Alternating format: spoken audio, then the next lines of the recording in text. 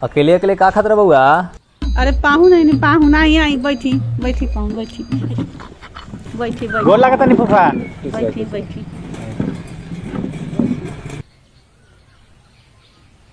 फूफा खा के आयल बनी कि जाके खाए? ना खा के आयल बनी ना जाके खाए। घर से चलल बानी तो उहो लोग जानते बा कि ससुराल गल बने तो खाइए के नुई हम। जा मैं कुछ बना दही गला। बउआ कालू का बतरा हमरो के द। अरे कुछ ना फूफा, बिस्कुट ह, भूख लगा रहा तो खात रहनी ह।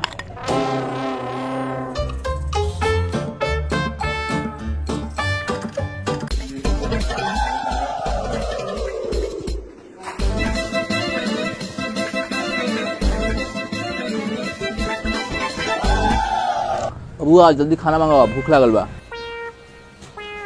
बनवाओ तनी फूफा।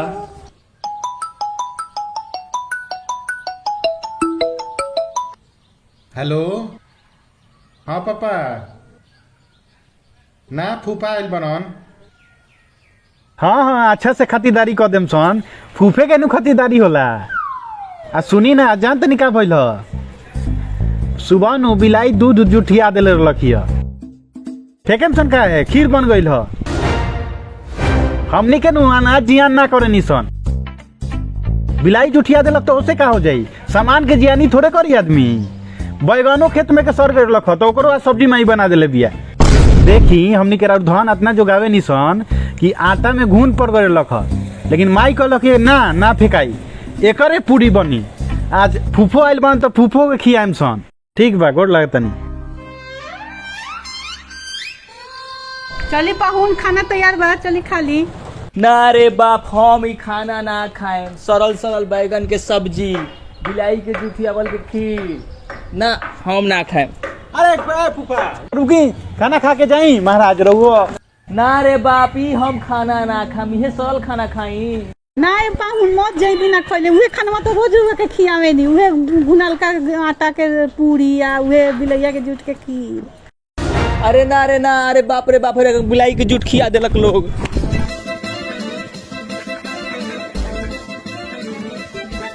बारा पड़ी गरलन ह, देखलू हमार दिमाग। अब जिंदगी में कहियो ससुराली ना आई ह।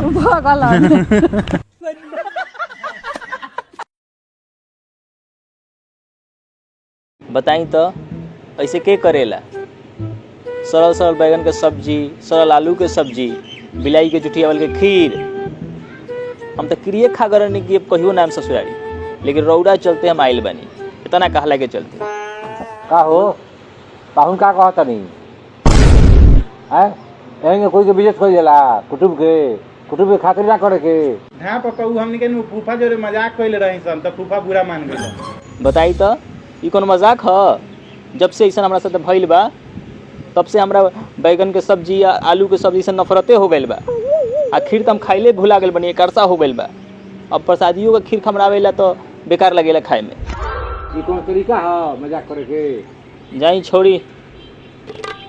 ई बताई भैया कि जो हमारे बियाह में गाड़ी से करले रही देवे के, उ दे दी कहिया दे? और बेटे लोग कमाए लागल अब तो। ठीक बा, वे गाड़ी टकराल में तो गाड़ी दिया ही। बबुओ बुझाता नहीं कि पाहुन के अभी लालच नहीं के भागल। ठीक कहत इनका लागत उपाय करे के पड़ी। हाँ उपाय कर लिए। तू जाए वो काम कर न, पापा के न झोरा लेके बुलाव ना, तो सब लुटा दिहन संपत्ति उनका के। झोरा लेके आवो आ बोला कि जाए ला बाजार, बाकी हमने के देख लिए। जा तब कहिया दम गड़िया 20 साल हो गए हमारा बियाह के। हमारे इज्जत ना राउरो इज्जत जाता।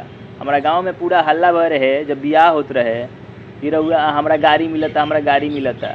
आज 20 साल हो गए, बताई। ए सुनो तनी, कहीं सब्जी जाके ले बाजार से, सब्जी कुछ नहीं थे।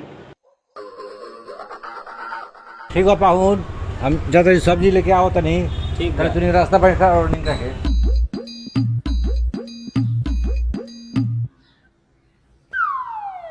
हारू फूफा खाना उना ले आई? ना ना ना ना, खाना उना एकदम ना खाएम।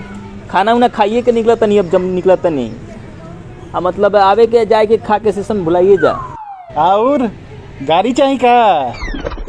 हाँ गाड़ी तो कहना नहीं लोग बियाह में देवे के, लेकिन कहाँ देता नहीं लोग। 20 साल तो हो गई। माँ फूफा के गाड़ी दो। पाहुन के केस बाटे होते होते हवा में हिले लागल गोते गोते इनकर बहिन। है महाराज, रुक जाई। ई गाड़ी के नानू बात भर है, बड़ बढ़िया गाड़ी के नानू बात भर है महाराज। भटभटिया गाड़ी माँ, हम इनका के भटभटिया गाड़ी दिवा क्या होता नहीं, ठीक बा चली तो भटभटिया गाड़ी दिवा होता नहीं।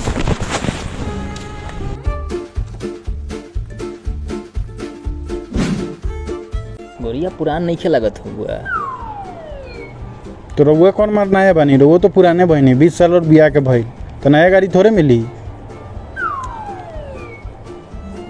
ठीक बा, मतलब तनी ज्यादा पुरान नहीं खे लगो, खर्चो लागत है मंदिर हटा। तो रउआ ज्यादा पुरान मानी फुफा, 55 बरिस के भाई नहीं।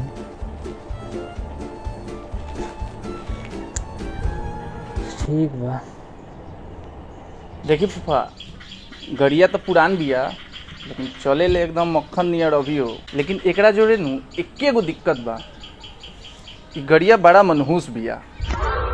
ई गड़िया नु हमार गांव के मंगरू चाचा रहलन, उहे किनलन आ दूसर के दिन चढ़लन आ उनकर भोज हो गए। फिर हमार गांव के एगो छगन चाचा रहलन, उहो चढ़लन, उनकरो भोज हो गए। फिर हमार दादाजी किनलन, उहो चढ़लन दूसर का दिन, उनकरो भोज हो गए। अरे भाई तू रोल बंद कर। हमार फुआ के 20 साल झेल लेलन तो इनका कुछ भइबे ना कही तो हई गाड़ी का बिगाड़ ली। अब वैसे भी हमार दादा इनकर सरकारी नौकरी देख के इनका से बियाह कैले रहलन हमार फुआ के। अगर इनका गलती से कुछ होइयो जाई तो कम से कम हमारा फुआ के पेंशन तो मिली। फूफा गाड़ी पर आई बैठी, कुछ ना होई, आई चढ़ी ना हम ए गाड़ी पर ना चढ़े, मनहूस गाड़ी बिया, कहीं मर उड़ गई तो हमारा गाड़ी ना चाहिए।